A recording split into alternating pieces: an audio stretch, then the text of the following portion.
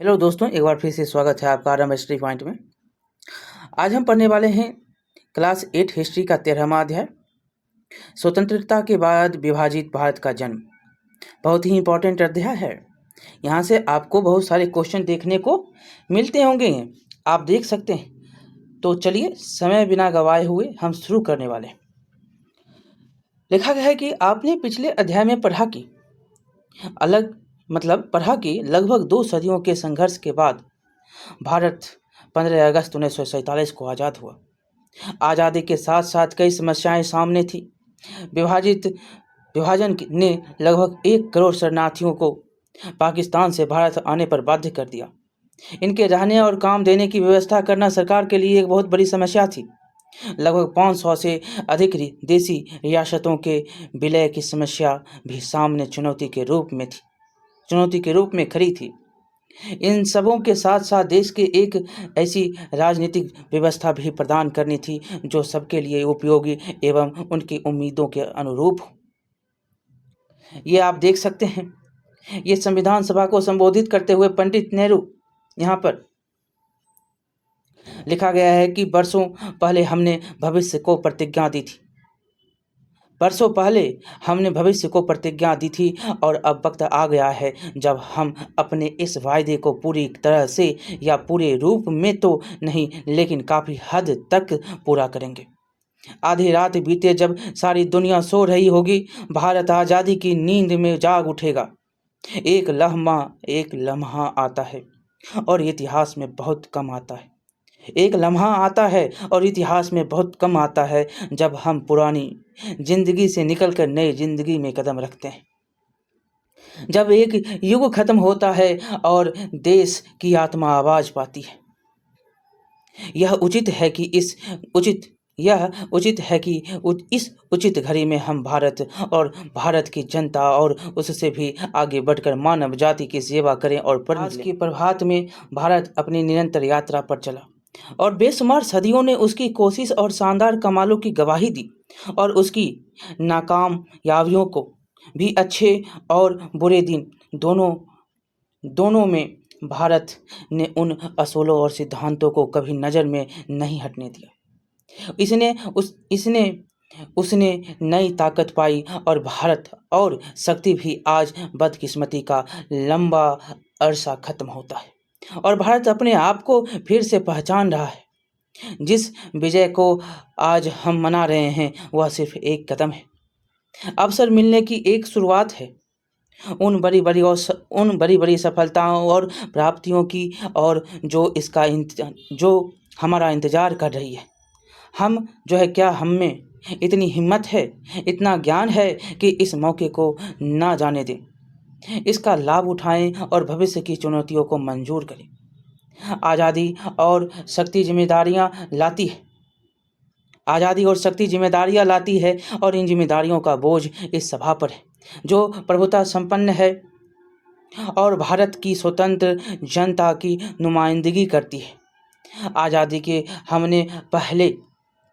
आज़ादी के पहले हमने कष्ट झेले और हमारे दिल उन दुखों से भारी है। कुछ दुख आज भी मौजूद है, मगर अतीत बीत चुका है और भविष्य हमें बुलाता है।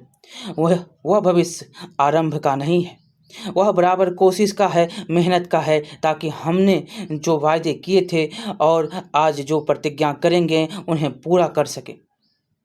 भारत के माने उन करोड़ों की सेवा है जो पीड़ित हैं, जिसके माने कि गुरुवत और अज्ञानता, बीमारी और नाइंसाफी खत्म कर दी जाए। हमारे ज़माने की सबसे बड़ी हस्ती की अभिलाषा रही है कि हर इंसान का हर आंसू पोंछ दिया जाए। यह शायद हमारी ताकत के बाहर हो, मगर जब तक लोगों की आंखों में दुख के आंसू हो, उस वक्त तक हमारा काम समाप्त नहीं होगा। इसीलिए हमको बराबर मेहनत करनी है ताकि हमारे सपने साकार हो सके। यह सपने भारत के लिए नहीं बल्कि संसार के लिए भी है, क्योंकि आजकल के सारे देश और संसार के लोग आपस में इतने जुड़े हुए हैं कि उनमें से एक भी अलग रहने की कल्पना नहीं कर सकता। कहते हैं शांति अविभाज्य है और इसी तरह आज़ादी भी और संपन्नता और विपद भी, क्योंकि अब इस एक दुनिया के अलग अलग टुकड़े भी नहीं किए जा सकते। ये गान जो है कहा गया, हमने यहाँ पर पढ़ा, ये संविधान सभा को संबोधित करते हुए नेहरू जी के वक्तव्य को आपने यहाँ पर देखा, आपने यहाँ पर पढ़ा। बहुत ही इम्पोर्टेंट यहाँ पर एक एक लाइन जो है नेहरू जी का आपको संदेश देता है। हम आगे चलेंगे। यहाँ पर लिखा गया है कि आज़ाद भारत के लोग भी कई समुदायों, जातियों, क्षेत्रों एवं भिन्न भिन्न भाषा भाषी समूह में बटे हुए थे। इनके खान पान, रहन सहन, बोल चाल, सोचने और एवं समझने के तरीके भी काफ़ी भिन्नताएं थी। इन परिस्थितियों में हमारे राष्ट्रीय नेताओं के सामने सबसे बड़ी समस्या थी समूचे भारत को कैसे एक राष्ट्र के रूप में संगठित किया जाए। देश को संगठित करने के साथ ही आर्थिक विकास भी एक बड़ी समस्या थी। हमारे संविधान की सबसे बड़ी खासियत है कि इसमें आम आदमी को सर्वाधिकार संपन्न माना गया है। इसके लिए सबको जो 21 साल की उम्र पूरा कर चुके हों, अब हो गया हुआ वो कितना था, 21 था, अब कितना हो गया, 18, अपनी सरकार को चुनने का अधिकार मतलब मतदान करने का अधिकार दिया गया। शुरू में ब्रिटिश और अमेरिका जैसे विकसित देशों में भी मताधिकार संपन्न पुरुषों को ही था। धीरे धीरे यह पुरुष जो है धीरे धीरे शिक्षित पुरुषों को भी मिला, फिर सामान्य पुरुषों को, अंत में जो स्त्रियों को यह अधिकार मिला। जबकि भारत में आज़ादी के बाद पहले आम चुनाव में ही यह अधिकार सबको प्रदान किया गया। ये पॉइंट आप याद रखिएगा, सबको आम चुनाव में जो आज़ादी के बाद भी मिल जाता है कि आप वोट दीजिएगा। हमारे संविधान ने भारत के सभी नागरिकों को जाति, धर्म एवं क्षेत्रीय स्तर पर अलग अलग रहने वालों को कानून की नज़र में बराबरी की दृष्टि से देखा। कुछ लोग भारत को भी पाकिस्तान की तरह धर्म केंद्रित राष्ट्र बनाना चाहते थे, लेकिन हमारे राष्ट्रीय नेताओं ने धर्मनिरपेक्षता के सिद्धांत को स्वीकार किया एवं सभी धर्म के लोगों को समान अवसर प्रदान किया। और संविधान की नज़र में हिंदू, मुस्लिम, सिख, ईसाई, जैन आदि धर्मावलंबी एक समान हैं।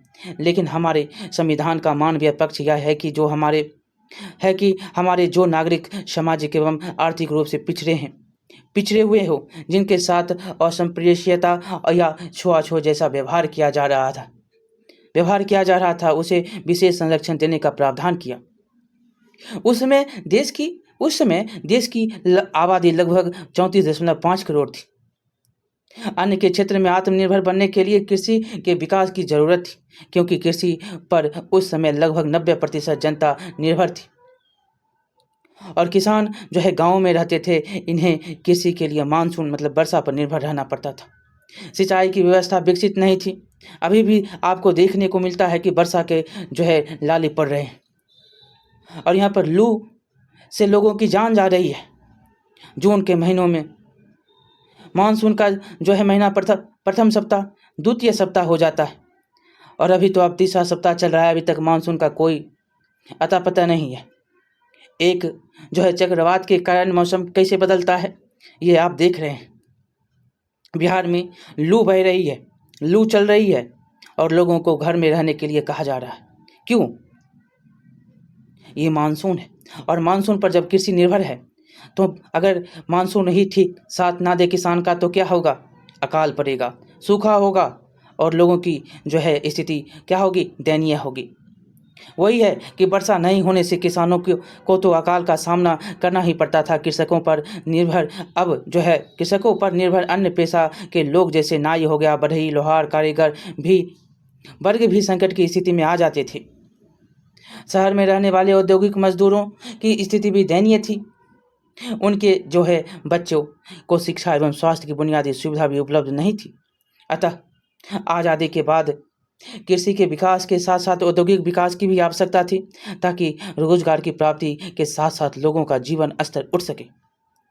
आज़ादी के बाद देखेंगे तो आज़ादी के साथ साथ विभाजन के कारण धार्मिक उन्माद, सांप्रदायिकता ने लगभग संपूर्ण भारत को अपने चपेट में ले लिया था। लेकिन देश के कुछ ग्रामीण इलाके बिहार और विभाजन से प्रभावित क्षेत्रों को छोड़कर पूरा देश सांप्रदायिक विचारधारा से अलग रहा।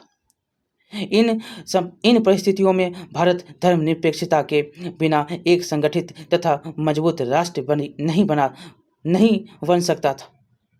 विकास एवं एकता के राष्ट्र विकास एवं एकता के साथ राष्ट्र निर्माण की प्रक्रिया के साथ साथ चलने के लिए मतभेद एवं हिंसक टकराव को समाप्त करना अनिवार्य था। सांप्रदायिकता के साथ साथ जातिवाद, अमीर गरीब, शहर देहात आदि के बीच गहरे मतभेद एवं दूरियां थी। इन दूरियों को पाटना भी आज़ादी के लिए एक चुनौती थी। आप यहाँ पर क्षेत्र देखिएगा कि स्वतंत्रता के बाद विभाजित भारत और नए पाकिस्तान का जन्म। ये जो दिख रहा है आपको, ये बांग्लादेश अब बन गया है। ये जो दिख रहा है ये क्या बन गया, ये पाकिस्तान बन गया। ये पश्चिमी जो है, ये पश्चिमी भारत था। ये पश्चिमी क्षेत्र जो है, ये पूर्वी जो क्षेत्र है, ये पूर्वी क्षेत्र जो कि अब बांग्लादेश है। बंगाल को बांटकर एक पश्चिम बंगाल बना, एक पूर्वी बंगाल बना। और पूर्वी बंगाल क्या बन गया, और पूर्वी बंगाल अभी बांग्लादेश है। और यह पश्चिम जो पाकिस्तान देख रहे हैं, पश्चिम भारत के पश्चिम में, ये पश्चिम क्या हो गया, तो ये पश्चिम पाकिस्तान जो कि पाकिस्तान के नाम से जाना जाता है। और यहाँ पर बंटवारे में दो भाग आपको याद ही है कि दो भाग में बटे थे, एक पूर्वी पाकिस्तान और जो कि एक पूर्वी बंगाल और पाकिस्तान जो पश्चिम का। तो इस प्रकार से नए जो है विभाजन हुए थे, इसमें पाकिस्तान और बांग्लादेश दोनों था। लेकिन 71 में ये आज़ाद होता है और एक नया राष्ट्र की स्थापना होती है और बांग्लादेश बनता है। अब देखेंगे नए संविधान का निर्माण। यहाँ से भी क्वेश्चन आपसे बार बार पूछा जाता है, एक एक करके हम समझेंगे और पढ़ रहे हैं तो यहाँ पर समझना भी है आपको। हम जो है यहाँ पर धीरे धीरे, मतलब कि ऐसे तो आप समझ ही रहे हैं, सब कुछ जानते हैं, संविधान का निर्माण है, धीरे धीरे चल रहे हैं। चलिए यहाँ पर देखेंगे, आज़ादी के पहले भारतीयों ने कैबिनेट मिशन की चुनौती को स्वीकार करते हुए भारत के लिए अपने संविधान के निर्माण की जिम्मेदारी संभाली। कैबिनेट मिशन की चुनौती को स्वीकार किया, कहा कि बनाकर दिखाओ कि अपने संविधान को। तो इन्होंने स्वीकार कर लिया और स्वीकार किया तो इन्होंने जो है जिम्मेदारी भी ली। एक संविधान सभा का गठन किया गया तथा जिसके जो है लगभग 300 प्रतिनिधि देश भर से चुनकर आए। संविधान सभा का गठन होता है और जो है 300 प्रतिनिधि चुनकर आते हैं। इस सदस्यों के बीच दिसंबर 1946 से नवंबर 1949 तक गंभीर विचार विमर्श के बाद भारत का संविधान लिखा गया। कब से कब शुरू होता है, दिसंबर 1946 से। दिसंबर 1946 से नवंबर 1949 तक विचार विमर्श चलता है और संविधान लिखा जाता है। संविधान के कुछ भाग जो उपबंध को 26 नवंबर 1949 को लागू कर दिया गया एवं 26 जनवरी 1950 को 26 नवंबर 1949 को कुछ उपबंध लागू हुए थे और पूर्ण रूप से जो 26 जनवरी 1950 को इसे पूर्ण रूप से लागू कर दिया गया। आपसे पूछा भी जाता है कि संविधान के जो हैं कुछ भाग कब लागू किए गए थे, तो 26 नवंबर 1949 को, और पूर्ण भाग कब लागू किए गए, तो 26 जनवरी 1950 को। ये क्यों किया गया 26 जनवरी को, तो हमने आपको बताया था कि पूर्ण स्वाधीनता दिवस बनाया गया था। स्वतंत्रता के रूप में पहली बार जब बनाया गया उसी 26 जनवरी 1930 को, याद रखिएगा, 26 जनवरी 1930 को पूर्ण स्वतंत्रता दिवस मनाया गया था और उसी के याद में यह जो है पूर्ण रूप से जो है गणतंत्र दिवस के रूप में इसको बनाने का निर्णय लिया गया और इसी समय 26 जनवरी 1950 को इसे लागू कर दिया गया संविधान को। यहाँ नए देख सकते हैं, नए संविधान सभा पर हस्ताक्षर करते हुए पंडित नेहरू को दिखाया गया है। आगे चलेंगे, यहाँ पर लिखा गया है कि हमारे संविधान की सभी विशेषताएं इसकी प्रस्तावना में निहित है। इसे संविधान की कुंजी भी कहा जाता है। किसको कहा जाता है संविधान की कुंजी, तो प्रस्तावना को क्या कहा जाता है, तो संविधान की कुंजी कहा जाता है। आपसे बार बार ये क्वेश्चन पूछा जाता है, आपको याद रखना है ये। और प्रस्तावना किस प्रकार से है ये देखेंगे हम। तो आप तो ऐसे भी जानते हैं प्रस्तावना, हम एक बार पुनः पढ़ते हैं प्रस्तावना को। हम भारत के लोग भारत को एक संपूर्ण प्रभुत्व संपन्न समाजवादी धर्मनिरपेक्ष लोकतंत्रात्मक गणराज्य बनाने के लिए तथा उसके समस्त नागरिकों को सामाजिक, आर्थिक और राजनीतिक न्याय, विचार, अभिव्यक्ति, विश्वास, धर्म और अवसर की समता प्राप्त करने के लिए तथा उन सब में व्यक्ति की गरिमा और राष्ट्र की एकता तथा अखंडता सुनिश्चित करने वाली बंधुता बढ़ाने के लिए दृढ़ संकल्प होकर इस संविधान सभा में आज 26, ये याद रखिएगा, तारीख भी याद रखना है, यहाँ पर ये तारीख भी दिया गया है। तो आज तारीख 26 नवंबर 1949 को यहाँ पर थोड़ा अंकित किया गया था, पूर्ण जो है 26 जनवरी को किया गया था, ये भी आपको याद रखना है, 26 जनवरी 1950 को। और यहाँ पर क्या है, तो 26 जनवरी 1949 को ईस्वी मिति मार्गशीर्ष शुक्ल 7वीं संवत 2006 विक्रमी के एतत् द्वारा इस संविधान को अंगीकृत, अधिनियमित एवं आत्मर्पित करते हैं। ये आपको याद रखना है। ये याद तो ऐसे होगा भी आपको, और इसके जो हैं और भी कहानी हम पढ़ेंगे। चलिए, संविधान प्रस्तावना तो ऐसे आप जानते भी हैं, प्रस्तावना में आपसे क्वेश्चन पूछ दिया जाता है कि ये प्रस्तावना का कौन सा शब्द नहीं है, तो ये याद रहेगा तो आप तब छांट लीजिएगा।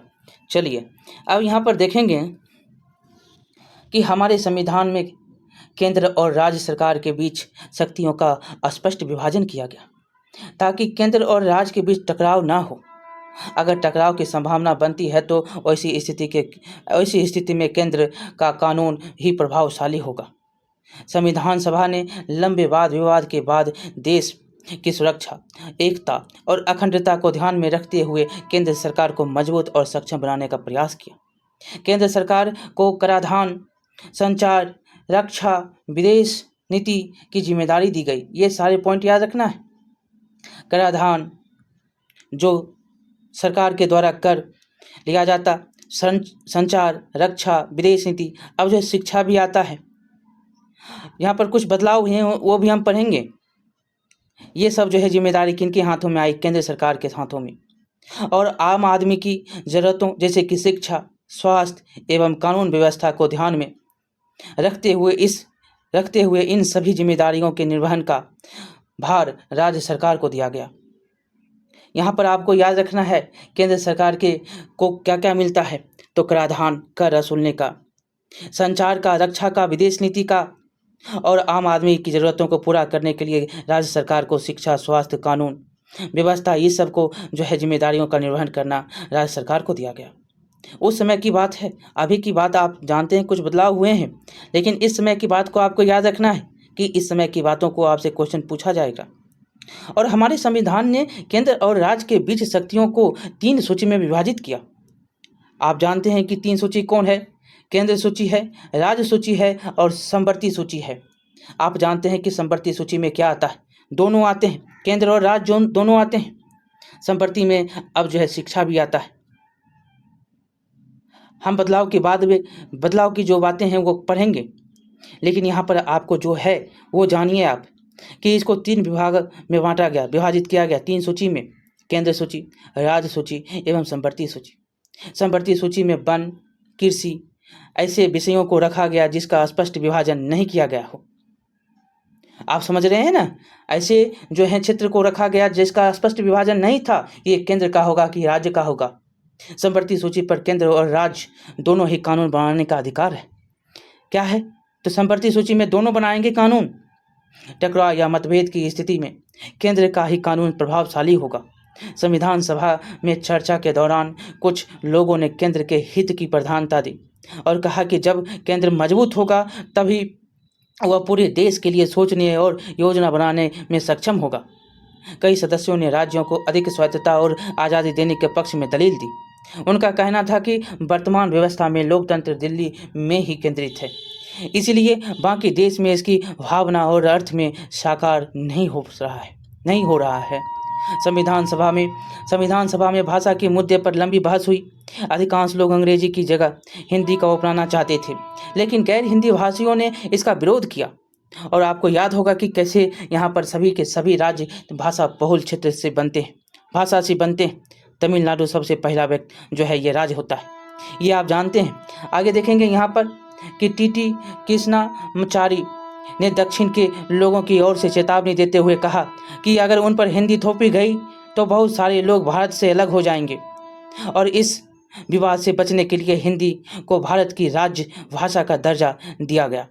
भारत की राज्य भाषा की दर्जा किसको दी गई है? तो हिंदी को राज्य भाषा की दर्जा है, राष्ट्रीय भाषा नहीं है। यह आपको याद रखना है। भारत की कोई राष्ट्रीय भाषा नहीं है, राज्य भाषा है।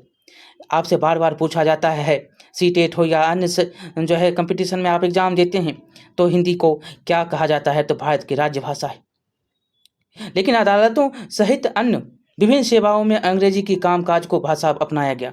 ये भी आपको याद रखना है कि जो अदालत है या अन्य कोई कामकाज है तो वहाँ पर अंग्रेजी की भाषा अपनाई गई। अभी वर्तमान में आप क्या देखते हैं कि हर भाषा में आप कामकाज को देख सकते हैं। सुप्रीम कोर्ट के द्वारा पहल किया जा रहा है कि हर जो है भाषा में आप, हिंदी के भाषा में हो, हर भाषा में आप कोर्ट की बातों को सुन सकते हैं, जो हिंदी में, जो उर्दू में, हर जो है भाषा में, 22 भाषा जो मान्यता प्राप्त है संविधान के अनुच्छेद 8 में है, उसके अनुसार यहाँ पर आप देखिएगा कि आप इधर जो है आप चीफ जस्टिस को सुने होंगे कि हिंदी में भाषण दे रहे हैं, तो क्यों हिंदी को बढ़ावा दे रहे हैं, चाह रहे हैं कि जो भी क्षेत्रीय भाषा के लोग हैं वो समझे बातों को। इंग्लिश से लोग सभी नहीं होते हैं ताल्लुकात, उनका गांव ग्रामीण में लोग नहीं उतना इंग्लिश जानते हैं, तो कैसे उनको इस धारा में लाया जाए, उनको भी समझाया जाए, तो कोशिश की जा रही है। लेकिन कामकाज की भाषा को याद रखना कि उस समय क्या थी, उस समय जो है इंग्लिश थी, उस समय अंग्रेजी को कामकाज की भाषा के रूप में अपनाया गया। संविधान के निर्माण डॉक्टर भीमराव अम्बेडकर की भूमिका महत्वपूर्ण है। ये संविधान सभा की प्रारूप समिति के अध्यक्ष भी थे। आपसे क्वेश्चन पूछा जाता है कि प्रारूप समिति के अध्यक्ष कौन थे, तो भीमराव अम्बेडकर थे। बार बार क्वेश्चन ये आपसे पूछा जाता है। इन्होंने संविधान सभा के राजनीतिक लोकतंत्र के साथ साथ सामाजिक एवं आर्थिक रूप के पिछड़े लोगों के उत्थान के लिए आवाज़ बुलंद की। इनके उत्थान के लिए इन्होंने सरकारी सेवाओं में आरक्षण की वकालत की। यही थे जो सरकारी सेवाओं में आरक्षण के लिए वकालत करते हैं, ताकि सामान्य लोगों के साथ कदम से कदम मिलाकर ये चल सके। अभी भी आप देखते हैं कि यह आरक्षण चल रहा है, हर 10 साल में इसको जो है फिर से लागू कर दिया जाता है। पहले 10 साल के लिए दिया गया, हर 10 साल में आप देखते हैं कि लागू रहता है। और आरक्षण के संबंध में H.J. खांडेकर के विचार देखेंगे यहाँ पर हम। इनका विचार क्या था, तो इनका विचार था कि समकालीन राजनीति में आरक्षण जैसे ज्वलंत मुद्दे पर संविधान निर्मात्री सभा में वाद विवाद के दौरान 24 अगस्त 1949 को खांडेकर ने अनुसूचित जातियों के आरक्षण के संबंध में जो प्रश्न उठाया कि संसदीय प्रणाली में अनुसूचित जातियों को आरक्षण निर्वाचन क्षेत्रों में क्षेत्रों में दी जाने वाली सीटों को सही लाभ तभी मिलेगा जब उनके लिए वैसे ही निर्वाचन क्षेत्र आरक्षित किए जाए जिनमें उनकी आबादी बहुमत में है। खांडेकर ने इसको और भी स्पष्ट करते हुए कहा कि ऐसा नहीं होने पर आम निर्वाचन क्षेत्र के आरक्षित स्थानों पर अनुसूचित जाति के योग्य प्रतिनिधि नहीं निर्वाचित हो सकते, जिसके कारण संसदीय प्रणाली में उनका जो है सही प्रतिनिधित्व नहीं हो सकता। आपको पता है कि हर क्षेत्र में आपका अनुसूचित जनजाति के क्षेत्रों को जो है यहाँ पर बांटा गया है। मतलब अनुसूचित जनजाति के क्षेत्रों में जो है आप सीट देखते हैं कि सिर्फ उन्हीं का आरक्षित सीट रहता है, कि बिहार में 6 है, और जो है अन्य क्षेत्रों में भी आपको जो है मिलता है, मतलब कि अन्य क्षेत्रों में अनुसूचित जनजाति के जो भी आरक्षित जो सीट हैं वो आपको देखने को मिलते हैं। जैसी जितनी आबादी होती है उस प्रकार से और वहाँ पर आरक्षित सीट होते हैं, और ये जो है वहीं से शुरू हुआ। आगे चलेंगे। हमारे संविधान ने राज्य के नागरिकों को कुछ मौलिक अधिकार भी दिए तथा राज्य के प्रति निष्ठावान बने रहने के उपाय राष्ट्र के प्रति निष्ठावान बने रहने के लिए उपाय के रूप में नागरिकों के लिए मौलिक कर्तव्य भी बताए। राज्य को दिए गए नीति निर्देशक तत्व ने यह सुनिश्चित किया कि देश के भौतिक संसाधन का इस्तेमाल सामूहिक हित में किया जाए एवं अधिक धन संग्रह से बचा जाए। संविधान ने समूचे देश के नागरिकों को एक झंडा जो कि तिरंगा, एक संविधान, एक राष्ट्रगान और आदि का प्रावधान किया ताकि देश की एकता एवं अखंडता सुरक्षित रहे। संविधान ने क्या कहा? एक झंडा होगा, एक तिरंगा जिसको आप कहते हैं, एक संविधान होगा और एक राष्ट्रगान होगा। इससे क्या होगा? एकता और अखंडता सुरक्षित रहेगा। आप समझ सकते हैं कि संविधान का निर्माण करते समय भारत के नेताओं और जनता के सामने एक साझे और सशक्त भारत के भविष्य की तस्वीर थी। नेहरू जी के भाषण के अंश से भी आप समझ सकते हैं कि उनके सपने का भारत कैसा था। संविधान सभा के सदस्य भी इस आदर्श अर्थात व्यक्ति की गरिमा और आज़ादी, सामाजिक आर्थिक समानता, जनता की खुशहाली और राष्ट्रीय एकता में विश्वास रखते थे। यह आदर्श आज तक जिंदा है। यही कारण है कि हम संविधान का आज भी सम्मान करते हैं। यहाँ पर देखिए, यहाँ पर कुछ कहा गया है। क्या आप भी कुछ कहना चाहेंगे? संविधान सभा के कई सदस्य संविधान को भारतीय परिस्थितियों के अनुकूल नहीं मानते थे। एक सदस्य लक्ष्मी नारायण साहू का कहना था कि यह संविधान जितना आदर्शों पर आधारित है उतना ही भारत की आत्मा से कोई संबंध नहीं। यहाँ पर यह कि जिन आदर्शों पर आधारित है उनका भारत की आत्मा से कोई संबंध नहीं है। यह संविधान यहाँ की परिस्थितियों में कार्य नहीं कर पाएगा और लागू होने के कुछ समय बाद ही ठप हो जाएगा। ये कौन थे आदमी? सब लक्ष्मी नारायण साहू जी थे। ये संविधान सभा विवाद खंड का जो है 11 है और पृष्ठ 613। अब यहाँ पर हम पढ़ेंगे राज्यों का पुनर्गठन किया गया। अंग्रेजों ने प्रशासनिक सुविधा और व्यापारिक लाभ को ध्यान में रखते हुए भारत में राज्यों का गठन किया। यहाँ पर जो है याद रखना है कि राज्यों का गठन हुआ। अंग्रेजों ने भारत की सांस्कृतिक विविधता और भाषाई भिन्नता को आधार नहीं बनाया था, लेकिन जब प्रथम विश्व युद्ध के बाद कई देशों का पुनर्गठन भाषाई आधार पर किया गया, जिसमें कि रूस, तुर्की और ऑस्ट्रिया प्रमुख थे। इनका भाषाई आधार पर किया गया था। तो भारतीय राष्ट्रीय कांग्रेस ने भी 1920 के दशक में लोगों की भावनाओं को देखते हुए आज़ादी के बाद भाषा के आधार पर राज्यों के पुनर्गठन का आश्वासन दिया। लेकिन जब भारत को धर्म के आधार पर दंगों और विभाजन के बाद भारत को आज़ादी मिली तो राष्ट्रीय नेताओं के मन में चिंता हुई कि अगर राज्यों का पुनर्गठन भाषा के आधार पर किया गया तो कई पाकिस्तान बन सकते हैं। ये नेहरू और जो है सरदार को देख सकते हैं, सरदार पटेल। ये स्वतंत्र भारत के दो शिल्पकार थे।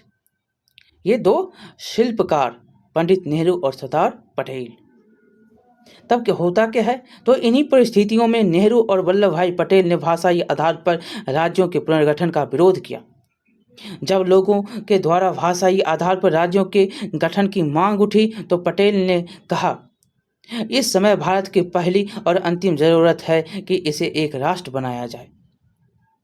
राष्ट्र को बढ़ावा देने वाले हर चीज आगे बढ़ने चाहिए और उसके रास्ते में रुकावट डालने वाली हर चीज को दरकिनार कर देना चाहिए। हमने यही कसौटी भाषाई प्रांतों के सवाल पर भी अपनाई है और इस कसौटी के हिसाब से हमारे राज्य में इस मांग को समर्थन नहीं दिया जा सकता। राष्ट्रीय नेताओं द्वारा 1920 के दशक में किए गए वायदे से मुकरने के कारण क्षेत्रीय भाषी जैसे कि तेलुगु, तमिल, मराठी, कन्नड़ बोलने वालों में असंतोष पनपने लगा। विशेष रूप से तेलुगु भाषी के लोग 1952 में प्रथम चुनाव में आंध्र प्रदेश की मांग को लेकर काफ़ी उग्र थे। ये तेलुगु आंध्र प्रदेश की मांग को लेकर गांधीवादी नेता पोट्टी श्री राम, यहाँ पर याद रखना है इनका नाम बार बार पूछा जाता है। आंध्र प्रदेश की मांग को रखते हुए इनकी मृत्यु हो गई थी। पोट्टी श्री रामुलु राजू, इनकी जो है भूख हड़ताल इन्होंने शुरू कर दिया, जिसमें 58 दिनों के बाद 15 सितंबर 1952 को इनकी मृत्यु हो गई। पोट्टी ये गांधीवादी नेता थे, आंध्र प्रदेश को मांग करने वाले पोट्टी श्री रामुलु राजू। इनकी मृत्यु 58 दिनों के बाद में 15 सितंबर 1952 को हो जाती है और इनकी मृत्यु के बाद पूरे आंध्र प्रदेश में अराजकता फैल गई। इस विरोध को केंद्र ने गंभीरता से लिया और इनकी मांगें मान ली और इस तरह से 1 अक्टूबर 1953 को यहाँ पर 52 की इनकी मृत्यु होती है 15 सितंबर को और एक साल बाद से थोड़ा ज़्यादा कहिए और 1 अक्टूबर 1953 को आंध्र प्रदेश के रूप में एक नए राज्य का गठन हो गया। बार बार पूछा जाता है कि पहला कौन सा है जो भाषा के रूप में अलग हुआ और इसका राज्य का गठन हुआ, मतलब भाषा के रूप में राज्य का गठन होने वाला पहला राज्य कौन है? तो यही आंध्र प्रदेश है। कब है? तो 1 अक्टूबर 1953 को है। ये सारे क्वेश्चन जो है आपसे बार बार पूछे जाते हैं और राजू का भी नाम पूछा जाता है। रामुलु राजू कहाँ के थे, कितने दिन अनशन पर बैठे, कब मृत्यु हुई, ये बार बार पूछा जाता है। आगे चलेंगे। सरकार ने क्षेत्रीय भाषा भाषियों द्वारा नए राज्य के गठन की मांग को देखते हुए राज्य पुनर्गठन आयोग बनाया। यहाँ पर याद रखिएगा, क्षेत्रीय भाषा भाषियों का यहाँ पर मांग को देखते हुए एक गठन बनता है, एक आयोग बनता है, राज्य पुनर्गठन आयोग का गठन किया गया और इस आयोग के अध्यक्ष थे फजल अली। ये बार बार पूछा जाता है कि राज्य पुनर्गठन आयोग के अध्यक्ष कौन थे, तो फजल अली थे। आयोग ने अपनी रिपोर्ट 1956 में सौंप दी। आयोग ने अपनी रिपोर्ट कब दी, तो 1956 में। और इसने तमिल, मलयालम, कन्नड़, बांग्ला, उड़िया, असमिया भाषी लोगों के लिए अलग अलग राज्य के पुनर्गठन की सिफारिश की। याद रखिएगा, तमिल, मलयालम, कन्नड़, बांग्ला, उड़िया, असमिया, इन लोगों के लिए अलग अलग राज्य के पुनर्गठन का सिफारिश किया गया। और यहाँ पर आपको याद रखना है कि फजल अली किसके थे, तो राज्य पुनर्गठन आयोग के अध्यक्ष थे। ये रिपोर्ट कब सौंपी, तो 1956 में सौंपा गया। और ये रिपोर्ट में क्या कहा गया, तो राज्य के पुनर्गठन की सिफारिश की गई। तमिल, मलयालम, कन्नड़, बांग्ला, उड़िया, असमिया, ये सब बातें आपको याद रखनी है। बिहार हिंदी भाषी क्षेत्र के प्रशासनिक सुविधा एवं सांस्कृतिक एकरूपता को देखते हुए कई राज्यों में विभाजित किया गया। कई वर्षों के बाद राज्यों के विभाजन की मांग भी उठने लगी और तीव्र आंदोलन का भी रूप अख्तियार किया। फलस्वरूप क्या होता है, तो 1960 ईस्वी में बम्बई प्रांत का मराठी भाषी महाराष्ट्र एवं गुजराती भाषी गुजरात में, जो 1960 में जो आप देखते हैं, तो बम्बई प्रांत का जो मराठी भाषी है वह महाराष्ट्र में हो गया और गुजराती भाषी जो था वह गुजरात हो गया। ये याद रखना है 1960 में। और 1966 में पंजाब से हरियाणा और आगे चलकर 2001 में उत्तर प्रदेश से उत्तरांचल का भाग, जिसको उत्तराखंड के नाम से आप जानते हैं, मध्य प्रदेश से छत्तीसगढ़, बिहार से झारखंड अलग होकर 28 राज्य के रूप में गठन किया गया। टोटल 28 हो गए, लेकिन उस समय की बात आपको याद रखना है, उस समय मात्र 14 थे। धीरे धीरे बढ़ते बढ़ते आप देख रहे हैं कि 28 हो गया। अभी भी महाराष्ट्र के अलग करके विदर्भ, आंध्र प्रदेश से तेलंगाना और एवं पूर्वोत्तर के बोडोलैंड को गठन की मांग को लेकर लगातार आंदोलन हो रहे हैं। मतलब महाराष्ट्र से अलग होकर क्या करेगा, विदर्भ बनेगा। आंध्र प्रदेश से तेलंगाना तो बन ही गया, ये आप जान ही रहे हैं, ये बुक पुराना है। तो आंध्र प्रदेश के क्या हो गया, तेलंगाना बन गया है। चलिए अब हम आगे देखेंगे। यहाँ पर देखिए, ये ग्राफ को देखिएगा, ये ब्रिटिश और रियासतें 14 अगस्त 1947 से पहले भारतीय प्रांत की रियासतें देख सकते हैं, ये रियासतें थी। ये भारतीय प्रांत की, ये जो देख रहे हैं ये कलर देखेंगे, ये कलर रियासत हैदराबाद, मैसूर और अजमेर का क्षेत्र हो गया। उधर भूटान है और ऊपर में जम्मू कश्मीर का क्षेत्र है और इधर में आपका बलूचिस्तान है। ये सब रियासतें थीं। और ब्रिटिश शासन तो देख ही रहे हैं, केंद्रीय प्रांत। इधर मद्रास का, बम्बई का, सिंध का, पंजाब का, बिहार का, उत्तर प्रदेश का, झारखंड देख रहे हैं, इधर असम का, ये सब क्षेत्र ब्रिटिश शासन का था।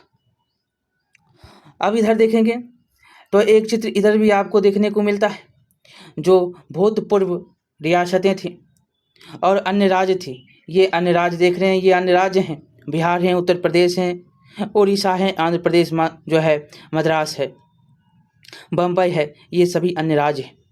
और भूतपूर्व रियासतें जो थे, राजस्थान, जम्मू कश्मीर, हैदराबाद, मैसूर, कुछ केरल का क्षेत्र है, भूटान है, ये सभी क्या थे, तो ये भूतपूर्व रियासतें थी। अब देखेंगे यहाँ पर जब रियासतों के शासक भारत अथवा पाकिस्तान से जुड़ने के लिए मान गए या फिर हरा दिए गए, तो उनकी रियासतें खत्म हो गई। परंतु 31 अक्टूबर 1956 को बार बार ये क्वेश्चन पूछा जाता है और 31 अक्टूबर 1956 की बात को आपको याद रखना है। 31 अक्टूबर 1956 तक कई ऐसी रियासतों को प्रशासनिक इकाइयों के रूप में बनाए रखा गया। इसीलिए 1947 से 48 से 31 अक्टूबर 1956 की कालावधि के लिए इन्हें भूतपूर्व रियासत कहा जाता है। 1947-48 से लेकर 31 अक्टूबर 1956 की कालावधि को क्या कहते हैं, इन्हें भूतपूर्व रियासत के नाम से जाना जाता है, जो कि हैदराबाद, मैसूर, राजस्थान, जम्मू कश्मीर के क्षेत्रों को आप जानते हैं। और हम आगे यहाँ पर चलेंगे तो ये तस्वीर आप देख रहे हैं, ये तस्वीर अब आपको कैसा दिखता है? ये तस्वीर जो है, ये तीनों मानचित्रों को अवलोकन के बाद आप राज्यों के गठन की प्रक्रिया को समझ सकते हैं। भाषाई आधार पर या अन्य कारणों से 1956 में उसके बाद गठित राज्यों की सूची आप ये देख सकते हैं। यहाँ पर आपको 1956 के बाद जो राज्य गठित होते हैं, राजस्थान ऊपर से चलेंगे तो गुजरात, हिमाचल प्रदेश, पंजाब, हरियाणा, दिल्ली, राजस्थान, गुजरात, मध्य प्रदेश, उत्तर प्रदेश, बिहार, उड़ीसा, आंध्र प्रदेश, तमिलनाडु, केरल, कर्नाटक, महाराष्ट्र और यहाँ पर गुजरात तो हमने पढ़ लिया। ये सभी के सभी थे। गोवा भी है। ये गोवा तो जानते हैं कि सबसे बाद में आज़ाद होता है।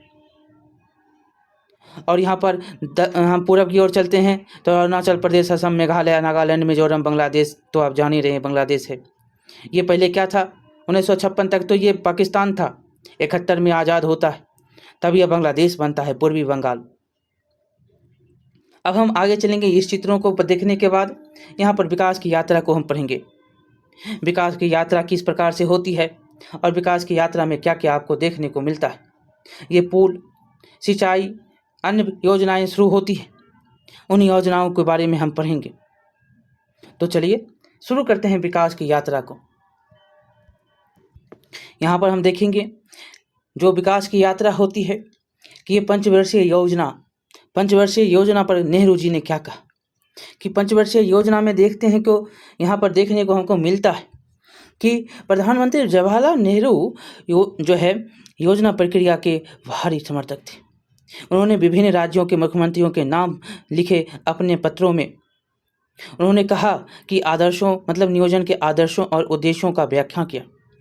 और 22 दिसंबर 1952 को एक पत्र में उन्होंने लिखा कि पंचवर्षीय योजना के पीछे भारत की एकता और देश के विभिन्न जनसमूहों के विराट आपसी सहयोग की अवधारणा निहित है। हमें यह बात हमेशा अपने पास पास रखनी चाहिए कि इस देश मतलब इस प्रक्रिया में सिर्फ सरकारी तंत्र का ही महत्व नहीं होता, बल्कि जनता के उत्साह और सहयोग का महत्व सबसे ज़्यादा होता है। हमारे लोगों को एक विशाल उद्यम, समझदारी साझेदारी का उत्साह उन्हें अपने अगले उद्देश्य की ओर बढ़ते सहयात्री जैसा एहसास होना चाहिए। बेशक योजना बहुत सारे अर्थशास्त्रियों, सांख्यिकी विशेषज्ञ और ऐसे ही दूसरे लोगों की गणनाओं पर आधारित हो सकती है और होगी, परंतु केवल आंकड़ों और संख्याओं से हालांकि यहाँ पर संख्याओं से हालांकि इस पे महत्वपूर्ण है कि किसी योजना में जीवन पैदा नहीं करते। जीवन का यह उच्छ्वास तो नहीं और उच्छ्वास तो कहीं और से आता है। अब यह हमारी जिम्मेदारी है कि ठंडे अक्षरों में लिखी योजना के एक ऐसा जीवंत गतिशील उद्यम बना दे कि वह लोगों की कल्पनाओं को साकार कर सके। थोड़ा धुंधला बहुत था, लेकिन समझिए वो कह रहे हैं कि हमारी ये योजनाएं सार्थक हो और आगे के जीवन को गतिशील दे, लोगों की कल्पनाओं को साकार करे। हम ऐसी योजना ला रहे हैं, पंचवर्षीय योजना। अब देखिए यहाँ पर सबसे पहली बात है कि हमारे राष्ट्रीय नेताओं ने आज़ादी के पहले ही यह महसूस किया था कि राजनीति आज़ादी के साथ साथ आर्थिक समृद्धि की आवश्यक है। अगर भारत अपनी वैश्विक अर्थव्यवस्था से मुक्त होकर आर्थिक रूप से आत्मनिर्भर नहीं बनता तो राजनीतिक आज़ादी ज़्यादा दिनों तक नहीं रह सकती। अतः भारत को आर्थिक रूप से विकसित करने के लिए आधुनिक तकनीक के सहारे कृषि और उद्योगों के लिए आधार निर्मित करना सबसे बड़ी चुनौती थी। सरकार ने महसूस किया कि बगैर सरकारी सहयोग एवं योजना के देश की आर्थिक प्रगति तेजी से नहीं हो सकती। अतः सरकार ने नीति बनाने एवं लागू करने के लिए 1950 में योजना आयोग का गठन किया। ये याद रखिएगा, योजना आयोग का गठन कब होता है तो 1950 में होता है। आपसे बार बार क्वेश्चन ये पूछा जाता है योजना आयोग का गठन कब होता है? तो 1950 में से पूछता है कि 1950 में कब योजना आयोग बना। ऐसे भी पूछ लेता है, बहुत प्रकार से पूछा जाता है, घुमा फिरा के तो 3-4 टाइप बना देता है। अब बताइएगा, अब सरकार और निजी क्षेत्र दोनों मिलकर योजना के परामर्श के उत्पादन को बढ़ाएंगे एवं रोजगार करेंगे। योजना आयोग ने पंचवर्षीय योजना के माध्यम से सरकारी और निजी क्षेत्र की भागीदारी को सफल बनाने का प्रयास किया। सबसे पहले अन्न के क्षेत्र में आत्मनिर्भरता हासिल करने के लिए योजना आयोग ने 1951-56 के बीच कृषि को सुनियोजित रूप से सबसे ज़्यादा बढ़ावा दिया। कब? तो ये पहला जो है योजना आयोग है 1951 से 56, और इसमें जो है सुनियोजित ढंग से कृषि को बढ़ावा। दूसरा पंचवर्षीय योजना देखते हैं तो 56 से 67। दूसरी पंचवर्षीय योजना जो है 56 से 67 के बीच में जो है देश को औद्योगिक रूप से आत्मनिर्भर बनाने के लिए के लिए बड़े बड़े उद्योगों के स्थापना पर बल दिया गया। यहाँ पर 56 से 67 है, याद रखिएगा। यहाँ पर कितने योजना आ सकते हैं आप जोड़ लीजिए, दूसरा से तीसरा योजना। यद्यपि यहाँ पर हम देखेंगे तो हालांकि उद्योगों की स्थापना तो हुई, लेकिन खेती, प्राथमिकता, पर्यावरण, स्वास्थ्य आदि पर उतना ध्यान नहीं दिया गया। हालांकि लेकिन क्योंकि जो है यहाँ पर क्योंकि हमारे पास समय संसाधन सीमित थे और आवश्यकताएं अधिक थी। समय संसाधन सीमित था और आवश्यकता अधिक था।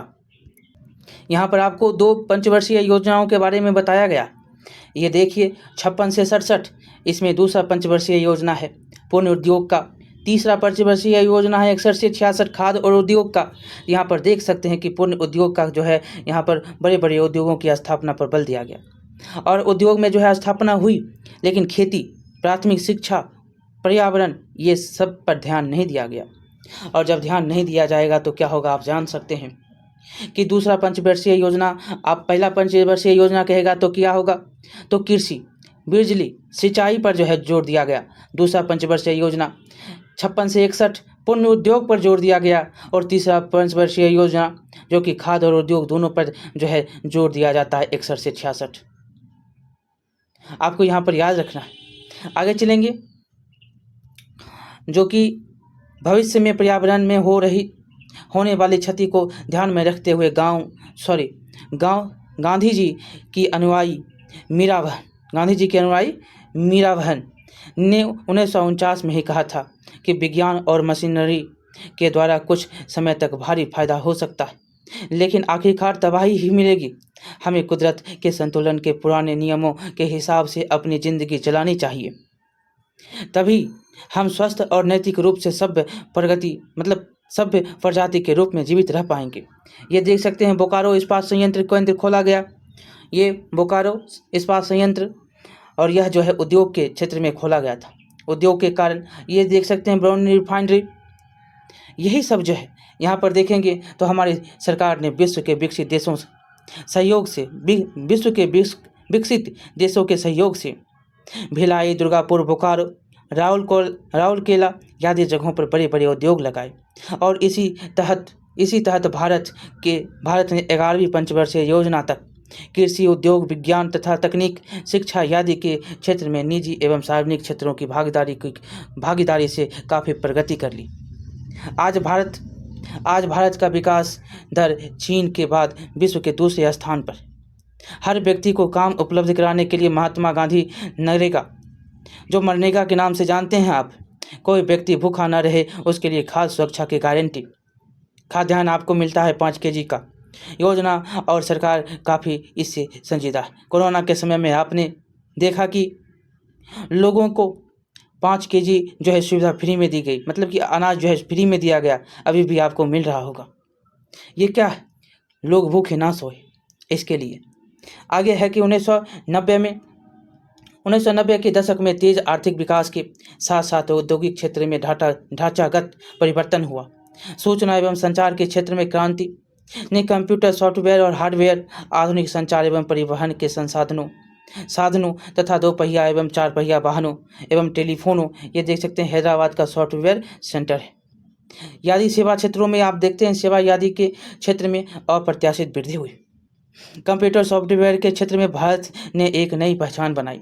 बेंगलोर की पहचान भारत की सिलिकॉन वैली के जो है सिलिकॉन वैली जो कि अमेरिका के रूप में बनी। सिलिकॉन वैली किसको बोलते हैं? तो बेंगलोर को बोलते हैं। ये बहुत बार क्वेश्चन पूछा गया है। अमेरिका का जो है एक शहर है सिलिकॉन, इसलिए इसका नाम क्या पड़ा? यहाँ पर सॉफ्टवेयर की जो है माइक्रोसॉफ्ट जैसी कंपनियां जो यहाँ पर आंध्र प्रदेश में स्थापित होती है। और यहाँ पर आपको क्यों नाम पड़ा? तो ये तो जान ही रहे हैं, ये सिलिकॉन वैली अमेरिका का है। अमेरिका के रूप से ये जैसे कि जैसे कि आप अहमदाबाद को देखते हैं मैनचेस्टर कहलाता है। मैनचेस्टर कहाँ पर है? तो लंदन में है। इसी प्रकार सिलिकॉन जो है अमेरिका में है, सिलिकॉन वैली अमेरिका में है और बेंगलोर को कहा गया सिलिकॉन वैली। और माइक्रोसॉफ्ट यहाँ पर पढ़ेंगे कि माइक्रोसॉफ्ट जैसी कंपनी ने हैदराबाद जो कि आंध्र प्रदेश सॉफ्टवेयर विकास केंद्र की स्थापना की। भारत में रेलवे, डाक, संचार, बैंक, बीमा, आर्थिक, ऊर्जा, पेट्रोलियम, सुरक्षा सामग्री से जुड़े उद्योग आज भी सरकार द्वारा नियंत्रित हैं, जबकि अन्य बड़े उद्योग में निजी क्षेत्रों की भागीदारी बड़े पैमाने पर है, जो हमारी मिश्रित अर्थव्यवस्था का परिचायक है। आपसे कहता है कि भारत की कैसी अर्थव्यवस्था है? तो मिश्रित अर्थव्यवस्था है। दोनों क्षेत्रों की भागीदारी से भारत की तकनीकी एवं आधारभूत संरचनाओं का असंतोष विकास हुआ है और संतोषजनक विकास हुआ है।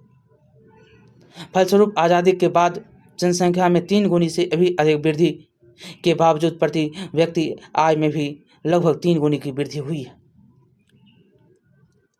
अब देखेंगे लोकतांत्रिक सशक्तिकरण को हम देखेंगे। आज़ादी के बाद भारत में संसदीय लोकतंत्र की स्थापना हुई। आप इसी अध्याय में पढ़ चुके हैं कि कई समस्याओं के बावजूद भारत ने सफलतापूर्वक आर्थिक विकास, राज्यों का पुनर्गठन, भाषाई संबंधी विवादों का निपटारा, सांप्रदायिक शक्तियों का पर नियंत्रण, देश के विदेशी नीति का संचालन भी गुट निरपेक्षता की नीति को ध्यान में रखते हुए किया था। यहाँ तक देखेंगे गुट निरपेक्षता की नीति क्या है। तो आज़ादी के समय विश्व 2 बड़े राष्ट्रों अमेरिका और सोवियत रूस के खेमे में विभक्त था। भारत को सबकी मदद की जरूरत थी, अतः सबके साथ अच्छे संबंधों का निर्वाह करते हुए, किसी गुट में न रहते हुए भारत ने गुट निरपेक्षता की नीति अपनाई। आज भी भारत जो है कर रहा है ऐसा काम। तो तथा भारत जैसे गरीब और विकासशील देशों को भी इस नीति पर चलने की सलाह दी। जो भी गरीब देश है उसको कहा कि इस नीति पर चलो, और ऐसा ही लोग करते हैं, देश करता है। कुछ समय बाद भारत में लोकतांत्रिक आदर्श कमजोर होने लगे और आपातकाल की घोषणा हो गई। ये आपातकाल जानते हैं किसके द्वारा लगाया गया? देश में पुनः जन आंदोलन की स्थिति उत्पन्न हो गई। इसकी शुरुआत बिहार एवं गुजरात से हुई। नेतृत्व जयप्रकाश नारायण ने प्रदान किया। जयप्रकाश नारायण ने संपूर्ण क्रांति का नारा दिया। याद रखिएगा, जयप्रकाश नारायण संपूर्ण क्रांति का नारा देने वाले व्यक्ति हैं। ये जो है स्वतंत्रता सेनानी भी हैं। आपातकाल के दौरान प्रधानमंत्री की शक्ति में वृद्धि, प्रेस पर नियंत्रण, नागरिक अधिकारों पर प्रतिबंध, नसबंदी द्वारा जन्म पर नियंत्रण, झुग्गी झोपड़ी उन्मूलन और कर्मचारियों की वृद्धि पर रोक तथा कठोर एवं अलोकतांत्रिक कदम उठाए गए। आपातकाल के विरोध में जयप्रकाश नारायण ने संपूर्ण क्रांति का आह्वान किया। ये याद रखिएगा फिर से, यहाँ पर संपूर्ण क्रांति का आह्वान करने वाले कौन थे? जयप्रकाश नारायण थे।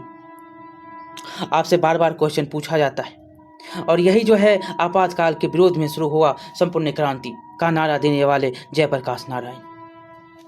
चलिए जयप्रकाश नारायण के बातों को हम यहाँ पर देखेंगे कि जयप्रकाश नारायण की संपूर्ण क्रांति का मतलब क्या है। यहाँ पर गांधी मैदान में जनसभा को संबोधित करते हुए जयप्रकाश नारायण की संपूर्ण क्रांति की अवधारणा उनके राजनीतिक चिंतन का अंतिम पड़ाव था।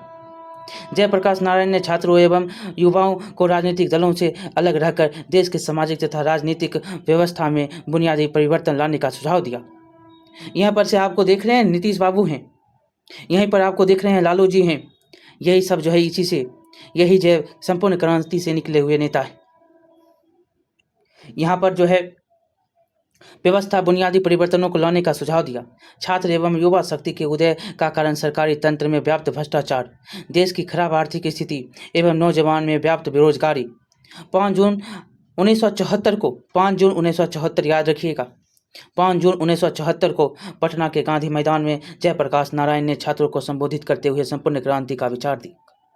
किसको संबोधित किए? छात्रों को संबोधित किए 5 जून 1974 को। इन्होंने कहा, आज आज़ादी के 27 वर्ष बाद भी लोग भूख, बढ़ती हुई कीमतों तथा भ्रष्टाचार से परेशान हैं। रिश्वत दिए बिना कहीं काम नहीं होता। लोग अन्याय से संघर्ष कर रहे हैं, परंतु कोई रास्ता दिखाई नहीं देता। लाखों छात्रों एवं नौजवान का भविष्य अंधकार में है। गरीबी बढ़ रही है, किसानों की स्थिति दयनीय है और इस स्थिति को छुटकारा पाने के लिए इन्होंने संपूर्ण क्रांति की अवधारणा को सामने में रखा तथा इसके लिए सत्ता परिवर्तन की आवश्यकता है, ये इन्होंने बताया। और इन्होंने कहा कि संपूर्ण क्रांति एक ऐसी व्यापक क्रांति है जिसके अंतर्गत सामाजिक, आर्थिक, राजनीतिक, सांस्कृतिक, वैचारिक तथा बौद्धिक, शैक्षणिक तथा आध्यात्मिक क्रांतियाँ सम्मिलित हैं। यह संख्या कम या अधिक हो सकती है। इन्होंने आगे कहा कि सत्ता परिवर्तन हमारा उद्देश्य नहीं है, परंतु यह आवश्यक है। जब हमारे प्रतिनिधि भ्रष्ट, अक्षम और भाई भतीजावाद के शिकार हैं तो उन्हें सत्ता से हटाना ही पड़ेगा।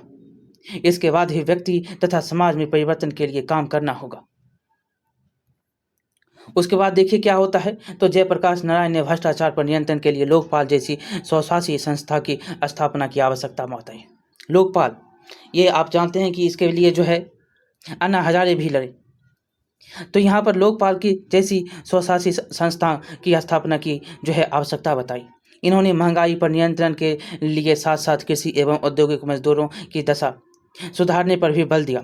जयप्रकाश जी ने जाति व्यवस्था पर प्रहार करते हुए दहेज, छुआछूत जैसी सामाजिक बुराइयों का भी विरोध किया। इन्होंने इसके लिए शिक्षा की बात की, लेकिन शिक्षण व्यवस्था देश की आवश्यकताओं के अनुरूप हो, इसके लिए प्राथमिक और विश्वविद्यालय स्तर की शिक्षा में आमूलचूल परिवर्तन की आवश्यकता बताई। कई दलों को मिलाकर जनता पार्टी की सरकार मोरारजी देसाई के नेतृत्व में बनी। कई दल मिल गए और तब बनती है जनता पार्टी की सरकार मोरारजी देसाई की। और इस सरकार ने आपातकाल में प्रेस आदि पर लगे प्रतिबंध को समाप्त कर दिया तथा नागरिक अधिकारों को फिर से बहाल कर दिए। जनता पार्टी की सरकार ने संसदीय संस्थाओं एवं लोकतांत्रिक मूल्यों को मजबूत किया, लेकिन आपसी गुटबाजी के कारण यह सरकार अधिक दिनों तक नहीं चल सकी। मध्यावधि चुनाव हुए जिसमें पुनः इंदिरा गांधी के नेतृत्व में कांग्रेस को जीत हासिल हुई और इंदिरा गांधी के समय पंजाब में चरमपंथी अलगाववादी आंदोलन हुए। यहाँ पर पंजाब में चरमपंथी अलगाववादी आंदोलन होता है और इनके विरुद्ध जून 1984 को क्वेश्चन भी ये बार बार पूछा जाता है कि कब ऑपरेशन ब्लू स्टार चलाई गई। ऑपरेशन ब्लू स्टार जो है जून 1984 को चलाई जाती है। इस कार्रवाई के प्रतिरोध में श्रीमती इंदिरा गांधी को 2 सिख अंगरक्षक ने 31 अक्टूबर 1984 को उनकी हत्या कर दी। उनके ही अंगरक्षक थे। 31 अक्टूबर 1984 को इनकी मृत्यु हो जाती है, जबकि जून में 1984 को यह ऑपरेशन ब्लू स्टार चलता है। और इसके प्रतिरोध कौन लिया? 2 सिख अंगरक्षक ने। आगे देखेंगे तो श्रीमती इंदिरा गांधी के हत्या के बाद इनके बड़े बेटे राजीव गांधी प्रधानमंत्री बने। इनके नेतृत्व में कांग्रेस को ऐतिहासिक बहुमत हासिल हुई। इन्होंने देश में तेज आर्थिक विकास का संचार, क्रांति के प्रति प्रतिबद्धता दिखाई, भारत को 21वीं सदी में ले जाने का सपना भी दिखाया। लेकिन भ्रष्टाचार संबंधी बोफोर्स घोटाला, यहाँ पर बोफोर्स घोटाला होता है, विवादों में घिर जाने के कारण अगले चुनाव में कांग्रेस को पराजय का सामना करना पड़ा। यहाँ पर देखेंगे नई राजनीति व्यवस्था का जन्म गठबंधन एवं मोर्चे की राजनीति, नई राजनीतिक व्यवस्था शुरू हुई और इसमें जो है जन्म गठबंधन और नई मोर्चे की राजनीति शुरू होती है। 1989 से भारत की जनता ने किसी एक दल को स्पष्ट बहुमत नहीं दिया। सबसे पहले वीपी सिंह के नेतृत्व में मोर्चे की जनता दल, भाजपा और वामपंथियों मिलीजुली सरकार बनी। आपसी खींचतान के कारण यह सरकार अपना पूरा काल नहीं कर सकी और मध्यावधि चुनाव देश को जाना पड़ा और इस चुनाव में कांग्रेस के नेतृत्व में फिर सरकार बनती है और इस सरकार के समक्ष कई समस्याएं खड़ी थी। देश आर्थिक रूप से बदहाली के दौर से गुजर रहा था। अयोध्या मंदिर मस्जिद विवाद और वीपी सिंह सरकार द्वारा सार्वजनिक क्षेत्र की नौकरियों में पिछड़ी जाति के लोगों को आरक्षण प्रदान करने के कारण देश में कानून एवं व्यवस्था की समस्या उत्पन्न हो गई थी। कश्मीरी अलगाववादियों की भी गतिविधियां बढ़ने लगी थी। इसी बीच 6 दिसंबर 1992 को बाबरी मस्जिद ध्वंस की घटना ने पूरे देशवासियों को प्रभावित किया। कब होती है? तो 6 दिसंबर 1992 को। और कांग्रेस की सरकार ने इस आंतरिक एवं बाह्य परिस्थितियों का सामना सफलतापूर्वक समापन किया तथा देश में अर्थव्यवस्था को आर्थिक सुधारों के माध्यम से पटरी पर लाया। और इस सरकार ने पंचायती राज व्यवस्था को संवैधानिक संशोधन के माध्यम से लागू करने का भी ऐतिहासिक कार्य किया। यहाँ पर देख सकते हैं, यहाँ पर पोखरण 1 है। पोखरण 1 इंदिरा गांधी के द्वारा जो है 1974 में किया गया। यह पोखरण 2 है, यह वाजपेयी के समय में जो है 1998 में किया गया। ये दोनों आपको याद रखने हैं। ये कब किया गया और ये कब किया गया? पोखरण परमाणु परीक्षण किया गया 1974 और 1998 में। एक इस्माइल बुद्धा था, एक का नाम क्या था? इस्माइल, जो आप देखते हैं कि आपसे पूछ लेता है कि कोड क्या था उसका। यहाँ पर आपको याद रखना है कि इसमें ऑपरेशन शक्ति का और इसमें इस्माइल बुद्धा का नाम आपको यहाँ पर बार बार क्वेश्चन पूछा जाता है कि 1998 में जो ये होता है ऑपरेशन, ये ऑपरेशन जो है आपसे लगभग जो है पूछा ही जाता है। और आपको याद यहाँ पर रखना है कि ऑपरेशन शक्ति के समय कौन थे प्रधानमंत्री? तो वाजपेयी थे। और इस्माइल बुद्धा के समय कौन थे? तो गांधी, इंदिरा गांधी थी। चलिए अब हम आगे चलेंगे। यहाँ पर अगले चुनाव में भाजपा की अगुवाई में गठबंधन की सरकार बनी और इस सरकार ने सफलता के साथ आर्थिक उदारीकरण के दूसरे दौर भी लागू किया तथा राष्ट्रीय सुरक्षा एवं तकनीक को मजबूती प्रदान करते हुए पोखरण 2 विस्फोट भी किया। यह सरकार जो है फील गुड एवं भारत उदय के नारों के साथ चुनाव में गई, लेकिन किसानों की दयनीय स्थिति के कारण यह जो है नारा फीका पड़ गया और सरकार को पराजय का सामना करना पड़े। कांग्रेस गठबंधन की जीत हुई। मोर्चे की राजनीति का स्पष्ट ध्रुवीकरण हुआ। कांग्रेस की नेतृत्व वाली मोर्चा संपूर्ण संयुक्त प्रगतिशील गठबंधन, नाम क्या था? तो कांग्रेस के नेतृत्व में जो है वाली मोर्चा क्या नाम था? यह संयुक्त प्रगतिशील गठबंधन। एवं भाजपा नेतृत्व वाली मोर्चा राजग, जो कि राष्ट्रीय जनतांत्रिक गठबंधन आज भी आप देखते हैं के नाम से जाना जाता है। आगे अभी लगातार 2 चुनाव में कांग्रेस की अगुवाई वाली सरकार नई समस्याओं का सफलतापूर्वक सामना करते हुए प्रगति के पथ पर अग्रसर है। लेकिन आपको तो पता है कि अभी किसकी सरकार है। चलिए यहाँ पर देखेंगे गणतंत्र के 60 वर्षों के बाद क्या होती है। तो स्वतंत्रता के बाद 26 जनवरी 1950 को हमारा संविधान लागू हुआ और भारत गणतंत्र बना और इस दौरान भारत के लगभग हर क्षेत्र में सफलता के साथ कदम बढ़ाया। हमारे संविधान ने सरकार एवं देशवासियों के लिए कुछ मानदंडों, आदर्शों का निर्धारण किया जो हमारे संविधान की प्रस्तावना में स्पष्ट रूप से दृष्टिगोचर होता है। स्वतंत्रता के बाद आज तक हम संसदीय लोकतांत्रिक मूल्यों के साथ लगातार आगे बढ़ रहे हैं, जो हमारे लिए एक महान उपलब्धि है। स्वतंत्रता के समय कुछ अंतर्राष्ट्रीय मामलों के विशेषज्ञ का मानना था कि भारत एक राष्ट्र के रूप में ज़्यादा दिनों तक सफल नहीं हो सकता, क्योंकि भारत में क्षेत्रीय, सांस्कृतिक और भाषाई विविधताएं मौजूद हैं।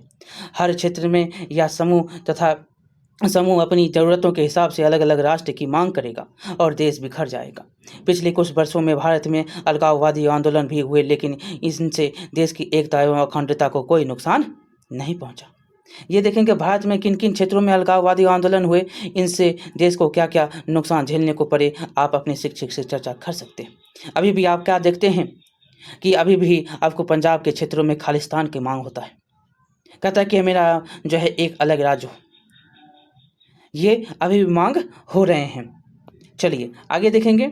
यहाँ पर देख सकते हैं कि गांव की दयनीय स्थिति विविधता को दिखाता हुआ चित्र है। तो यहाँ पर सुविधा से संपन्न रहन सहन और स्तर से दिखाया गया ये शहर है। और आगे यहाँ पर हम देखेंगे तो कुछ विशेषज्ञों को ऐसा लगता था कि चूँकि भारत जो है अविकसित और अभावग्रस्त देश है, यहाँ अतः यहाँ सैनिक शासन स्थापित हो जाएगा। लेकिन ऐसी सारी आशंकाएँ जो हैं गलत साबित हुई। अब तक भारत में सफलतापूर्वक लोकसभा के जो हैं 14 आम चुनाव एवं सैकड़ों विधानसभा एवं स्थानीय निकायों के चुनाव हो चुके। ये जो है 14 नहीं है, आपको पता है कितना है, आगे चलिएगा। अभी कितना लोकसभा चुनाव होने वाला है? 17 भी। और यहाँ पर देखेंगे तो यह तो 14 तक ही है। चलिए आगे हम देखेंगे। यहाँ पर तो आप जान ही रहे हैं कि लोकसभा का चुनाव जो है अब होने वाला है, अगले साल होगा। तो यह कमा होगा तो 18वीं होगी, अभी 17वीं चल रही है। और यहाँ पर देखेंगे कि देश की व्यवस्थापिका, न्यायपालिका और कार्यपालिका के साथ सामंजस्य स्थापित करके काम कर रही है हमारा देश। स्वतंत्र प्रेस हमारा मार्गदर्शन कर रहा है। ये चौथा स्तंभ है, स्वतंत्र प्रेस। इस तरह हमारी राष्ट्रीय एकता एवं प्रगति की राह में भाषाई एवं सांस्कृतिक विविधता की जो है विविधता भी रुकावट नहीं डाल रहे, परंतु सामाजिक क्षेत्र में जाति आधारित खाई अभी भी बरकरार है।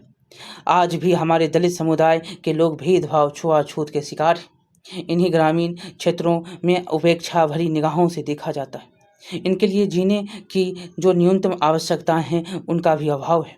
हमारे संविधान में धर्मनिरपेक्ष आदर्शों के विपरीत कई जगहों पर धार्मिक समुदाय के बीच टकराव की स्थिति उत्पन्न हो जाती है।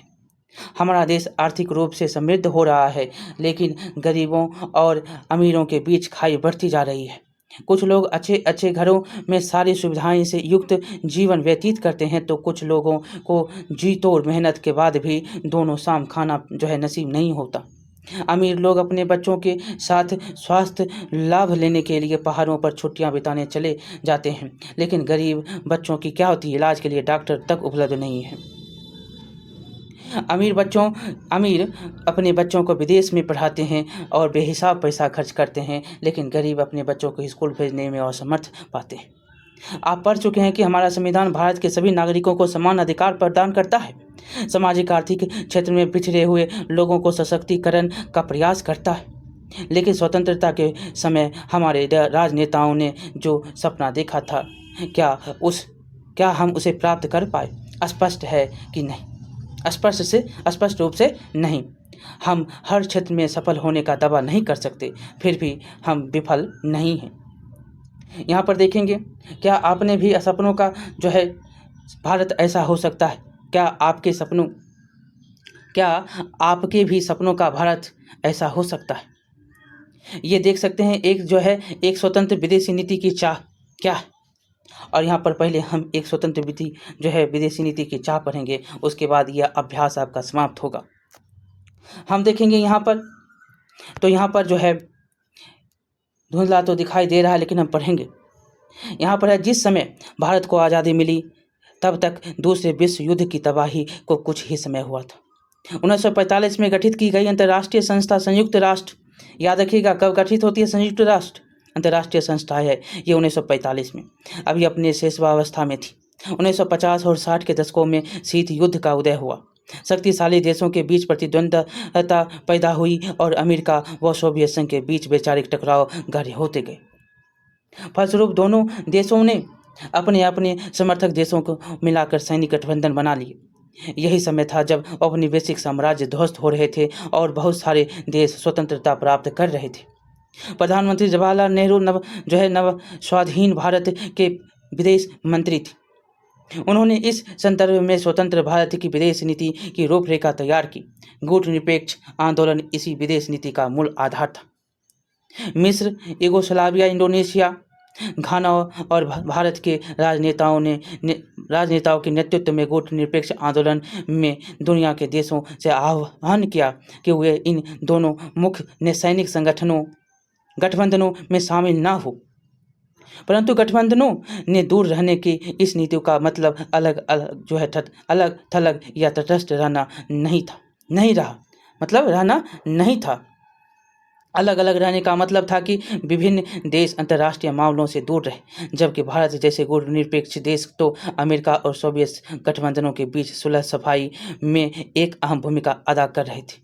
इन देशों ने युद्ध को टालने के प्रयास किए और अक्सर युद्ध के खिलाफ मानवतावादी और नैतिक रवैया अपनाया, परंतु विभिन्न कारणों से भारत सहित कुछ बहुत कूटनिरपेक्ष देशों को युद्ध का सामना करना पड़ा। 1970 के दशक तक बहुत सारे देश कूटनिरपेक्ष आंदोलन के सदस्य बन चुके थे। ये दृश्य देख सकते हैं आप। अब यहाँ पर हम पढ़ेंगे, आपको पता है कि अभी यूक्रेन और रूस का लड़ाई चल रहा है, तो यहाँ पर भी बहुत सारे जो हैं पाबंदियाँ किस पर लगाई गई हैं, तो रूस पर लगाई गई हैं। और यह जो युद्ध 2022 से शुरू है, मार्च 2022 से, और तब से जो है आप इसकी स्थिति देख सकते हैं, महंगाई जो है कितने ऊपर गई है। आप जो तार लाते थे 1000 रुपया में, अभी वो तार मिलता है 1800 रुपया में, क्यों मिल रहा है?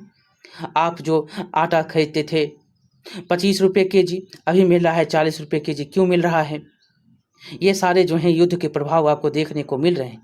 कुछ जो रूस से यूक्रेन से गेहूं आते थे, अब जो है वो आना बंद हो गया, और यहाँ से गेहूं जो जाता था वो अब रुक गया।